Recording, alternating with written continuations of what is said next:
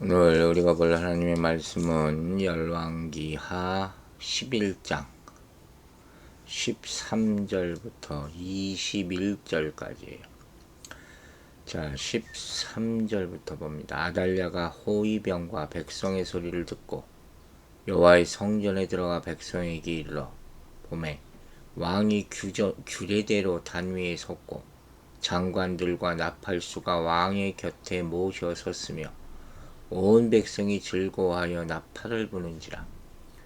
아달랴가 옷을 찢으며 외치되 반역이로다 반역이로다 하매 제사장 여호야다가 군대를 거느린 백부장들에게 명령하여 이르되 그를 대열 밖으로 몰아내라. 그를 따르는 자는 모두 칼로 죽이라 하니 제사장의 이 말은 여호야다의 성전에서는 그를 죽이지 말라 함이라.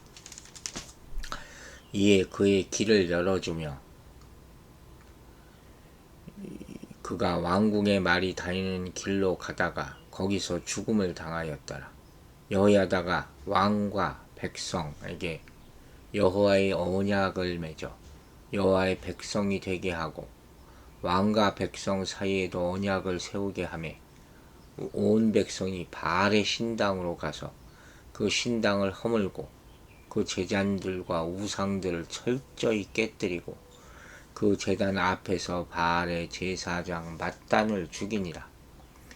제사장이 관리들을 세워 여호와의 성전을 수직하게 하고 또 백성들과 가리 사람과 호위병과 온 백성을 거느리고 왕을 인도하여 여호와의 성전에서 내려와 호위병의 문길을 통하여 왕궁에 이르매 그가 왕의 왕좌에 앉으니 온 백성이 즐거워하고 온 백성이 평온하다다.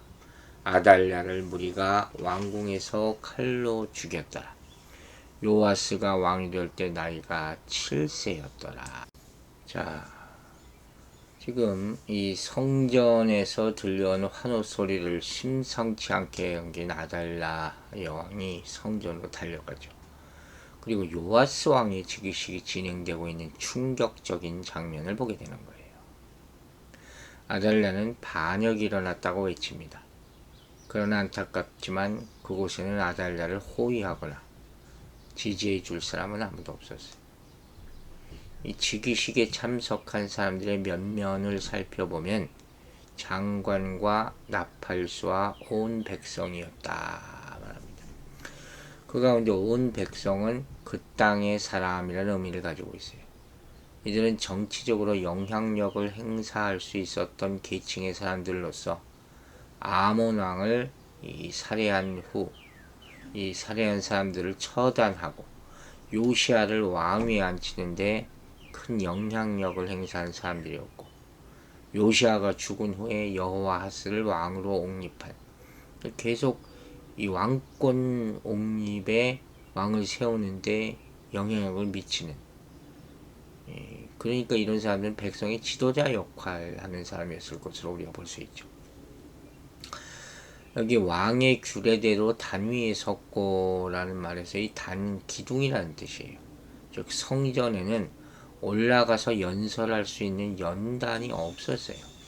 제사장은 일반적으로 성전 문, 야긴과 보아스의 두 기둥이 있는 곳에서 회중에게 말씀을 선포하곤 했다는 거예요. 따라서 이 말은 왕이 규례대로 기둥 옆에 섰고 이렇게 번역하는 것이 적절할 것 같아요. 15절을 다시 보면 제사장 여호야다가 군대를 거느린 백부장들에게 명령해서 대열 밖으로 몰아내라. 그를 따르는 자는 모두 칼로 죽이라. 제사장의 이 말은 여호와의 성전에서는 그를 죽이지 말라 함이라. 이에 그에게 길을 열어주며 그가 왕궁의 말이 다니는 길로 가다가 거기서 죽음을 당하였다. 이렇게 나와 있어요. 즉 이게 좀 특이하죠. 아무리 중죄인이었다 하더라도 성전 안에서는 죽이지 않는다. 왜? 성전 안에서 죽이면 성전이 더러워지기 때문이죠. 그래서 범죄를 저지른 자들이 성전 안으로 피신하는 경우가 당시 종종 있었다는 거예요. 거기 들어가면 살 수 있으니까. 그러니까 여호야다는 아달랴를 성전 밖으로 몰아내라고 명령하는 거예요. 여기 나오는 그의 길을 열어주매라고 번역된 어구를 직역하면 그들이 그녀에게 손을 대었다. 즉 아달랴를 몰아내라는 여호야다의 명령을 따라 체포해서 성전 밖으로 끌고 나갔다는 말이죠. 이렇게 백부장들은 아달랴를 성전에서 붙들어 끌고 가서 왕궁의 말이 다니는 길에서 죽게 되는 것이죠. 자, 이처럼 하나님 나라의 반역자 아달랴는 무력하게 이세벨처럼 죽음을 맞게 됩니다. 뻔히 정해진 운명이라고 우리가 생각할 수도 있겠죠. 하나님의 심판의 말씀이 그대로 이루어지는 겁니다. 하나님은 연약한 자를 붙드셔서 세상의 강한 자를 부끄럽게 하신다 그랬어요. 살아계신 하나님은 그리스도의 십자가와 부활을 통해서 영적 바알과 악한 세력이 궁극적으로 패하게 하심을 믿으시기 바랍니다. 이렇게 하나님은 그분의 권세를 밝히 드러내시고 우리에게 승리를 주실 것입니다. 하나님은 바알을 따르는 아달랴가 겉으로는 강해 보여도 얼마나 어리석고 무능한지를 드러내시고 제사장 여호야다와 함께한 백성들이 약해 보여도 사실은 얼마나 강한지를 역설적으로 보여주시고 있는 거예요. 이 여호야다와 같이 담대히 영적 싸움을 시작해야 돼요. 그러면 하나님이 예비해 주신 사람들과 만나게 된다는 것이죠. 여러분, 예수님은 구속 사역을 완성하시면서 사탄의 모든 권세를 완전히 깨뜨리시고 그 승리를 성도들에게 이미 주셨음을 믿으시기 바랍니다. 십자가의 승리예요. 우리는 왕같은 제사장으로 부름받은 백성 아닙니까? 그러므로 하나님이 함께 하시기만 하면 어떤 악한 세력으로부터도 온전히 보호받고 승리하게 될 것을 믿어야 할 것입니다. 17절을 보면 이런 말씀이 나와요. 여호야다가 왕과 백성에게 여호와와 언약을 맺어 여호와의 백성이 되게 하고 왕과 백성 사이에도 언약을 세우게 하매. 언약이라는 중요한 단어가 나오죠. 이 구절을 해석할 때 이 언약을 맺다 하는 말을 우리가 머리에 둬야 돼요. 이 표현은 언약을 맺다라고 번역할 수도 있지만 사실은 원어적인 의미는 자신의 의무를 감당하다라는 뜻이에요.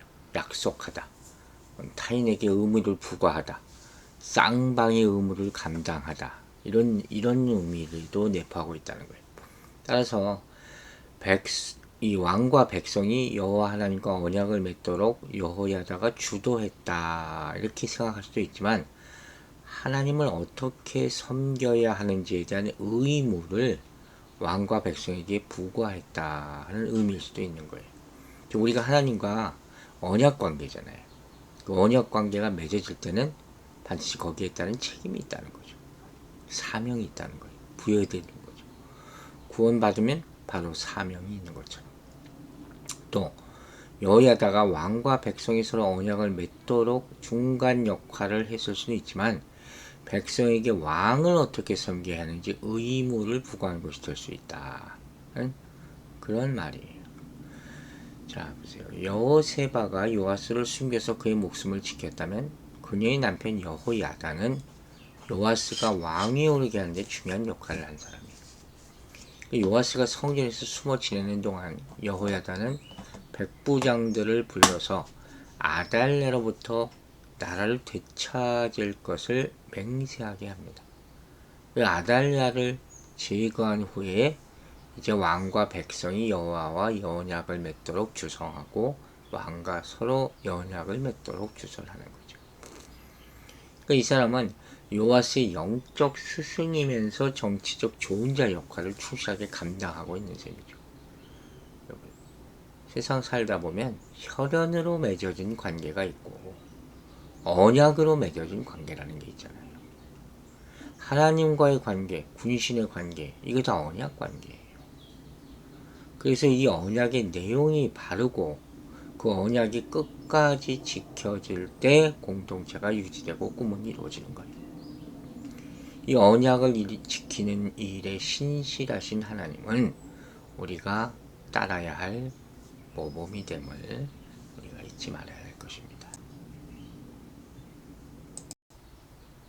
이제까지 얘기를 보면 예후처럼 여호야다도 바알 종교를 제거하는 개혁을 이루지만 예후와 달리 여호야다는 언약을 갱신해서 백성들이 하나님께 돌아가도록 하죠.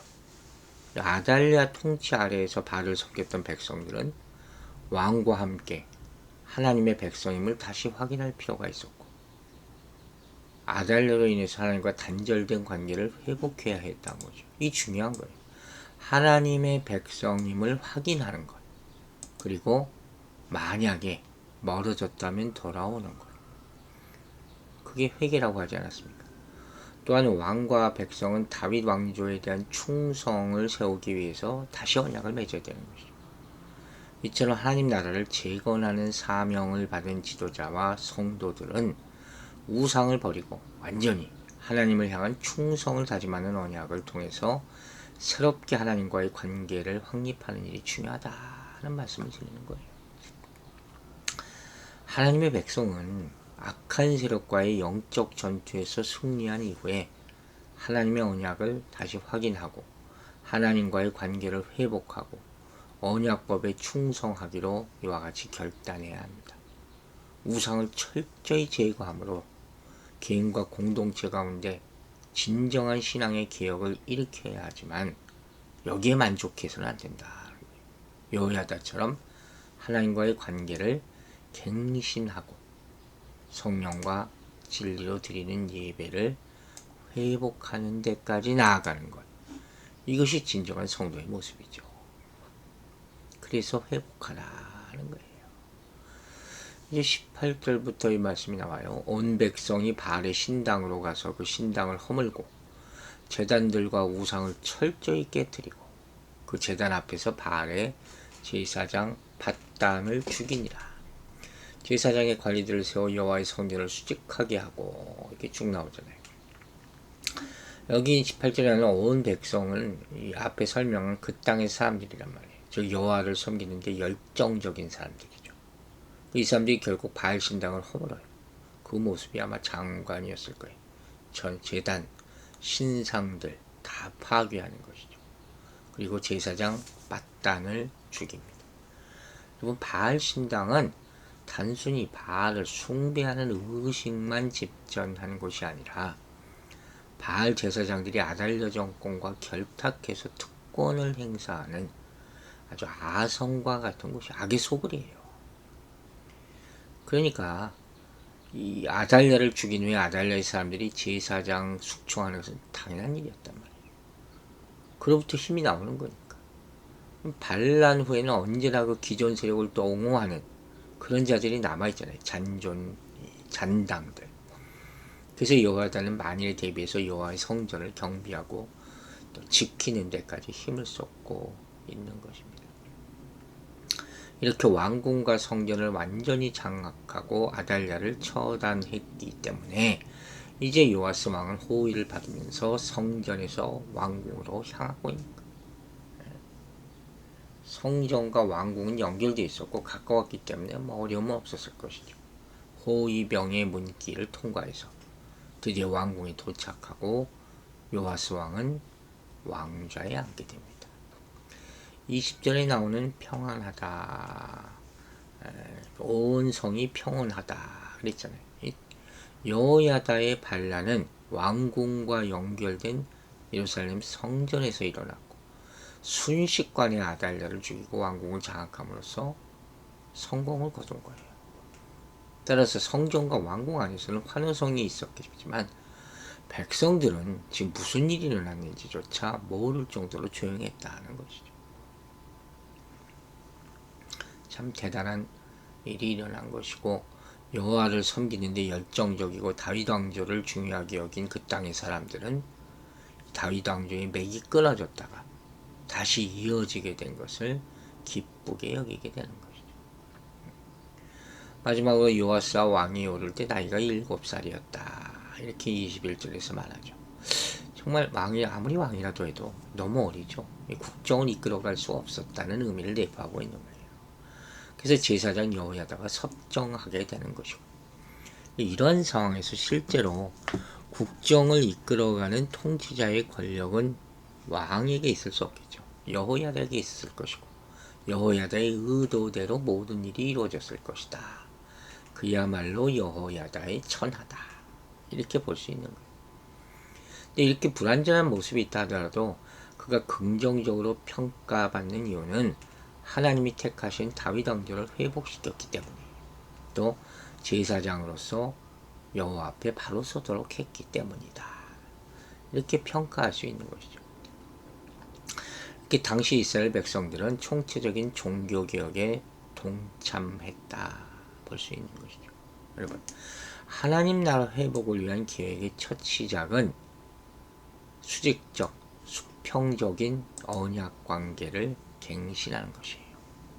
하나님은 이 아달랴의 통치 아래서도 안식일과 성전 제사를 유지해 주시며 제사장을 통해서 여호와 신앙이 보존될 수 있게 해주셨잖아요.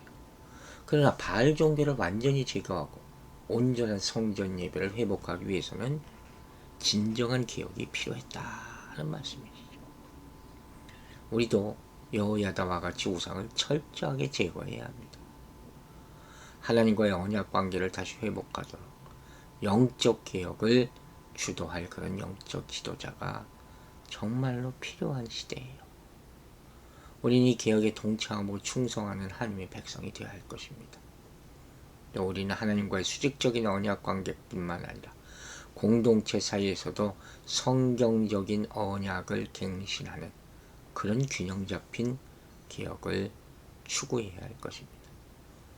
그래서 그리스도께서 다시 오시는 종말의 때까지 온전한 예배, 거룩한 예배를 드림으로써 또 교제함으로써 끊임없이 언약 관계를 갱신할 때 천국의 즐거움과 평안을 미리 맛보게 될 것입니다. 기도하겠습니다. 아버지 하나님 감사합니다. 이 아침에 우리에게 개혁의 말씀을 주심을 감사드립니다.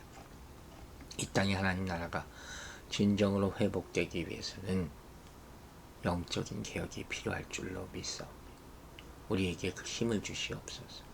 백성들이 하나님과의 관계를 다 회복하게 하여 주시고 하나님과 언약을 잊지 말게 하여 주시고 그것을 매일마다 갱신하며 영적 리바이벌을 이룰 수 있도록, 그래서 예배가 회복되고 이 정말로 황폐해진 이 땅이 회복될 수 있도록 역사하여 주시옵소서.